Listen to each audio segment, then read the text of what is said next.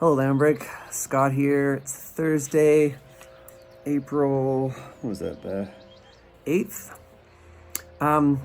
Couple announcements. Just want to say a huge thank you to everybody that came out this past Sunday morning to our sunrise gatherings, and maybe a special thank you to those that put it on. Daniel McDougall, who did a great job in shaping the liturgy for us, and Simon and Mel Pretty, and Jerry and Wendy Brower, and my wife Janet, and Chris and Arlene Raper, and Curtis and Daniel Harder, and Lauren and April Haggerty, who helped with the protocol logistics on the morning of, and everybody that came. It was so great to see many of you between our three sites. We had a little over 100 people to come together to pray the liturgy together and just lift up our hearts to God and celebrate the resurrection together and just see some of each other, at least each other's eyes. So that was so awesome. I hope we can do some things like that again soon, sooner than later. So great to be with you. It is the season of Easter. I'm learning that year after year, that Easter is not just a moment, it's a season. It's called Eastertide, or the season of Easter. So we say again today, He is risen. He's risen indeed. That's our hope. That's our hope, absolutely. I want to give you an update in our youth pastor search. Our posting is now closed. We've had some great applicants, some amazing, godly young men and women that just have a passion for Jesus, a passion for the gospel, a passion for discipling youth, and really looking forward to engaging with them.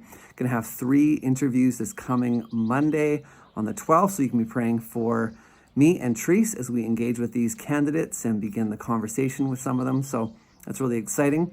I do have an advisory council of people connected to our youth ministry that I'm engaging along the way and talking with them, inviting them to speak into this process a bit. And so thankful for those people too.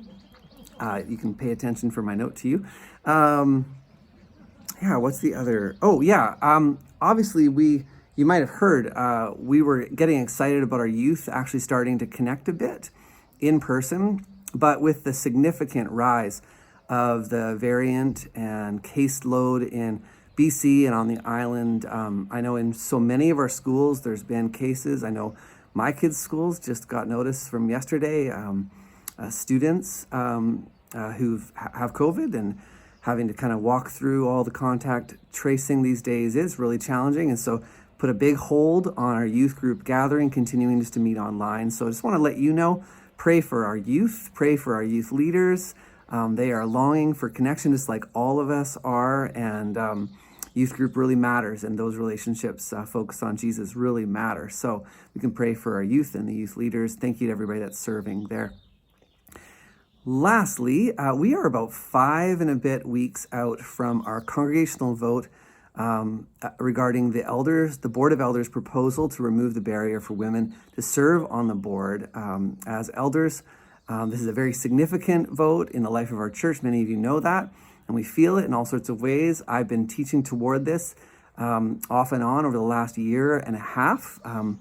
There's a page on our website regarding women and leadership if you want to look into more of the story and the teaching that I've brought. I've been leading book studies recently on The Blue Parakeet, a book by Scott McKnight about how we read the Bible, and we're actively in conversation about this together. And this is, there's lots to this. There's lots of personal dynamics to this, historical dynamics, theological questions. And I just want you to know we as elders feel so deeply that this is what God is calling us to. Myself with the elders are in deep unity on this, and with so many in our congregation long to see this change, and we're just inviting us to come together. It's been really clear, we've been trying to be really consistent from the start, that our greatest desire is for us to seek and follow Jesus in this, as in all things. Our greatest calling is not to just follow where our culture leads us or to remain where our tradition has led us, but to pay attention to where Jesus is calling us and leading us. And this is something we feel deeply that Jesus is calling us to make a change in our practice and move toward full mutuality in our whole life as a church, in leadership and life and ministry. So invite you, especially if you're a member, to be in the loop, but the whole congregation, it really matters. The vote will be on May 16th. On May 2nd, we will have a congregational gathering probably on Zoom, where we would want to engage around this together. But these weeks leading toward it, I don't want this to be what the only thing we're talking about, but it does matter in our life. And so over these weeks, I'll be seeking to shepherd us in this conversation, seeking to help us grow in unity, grow in Christ, grow in being united in God's mission, that we would not just have a vote that brings change in our life, but that we would grow in God's love for one another and for others. And that would be what guides us through all of this and far beyond it.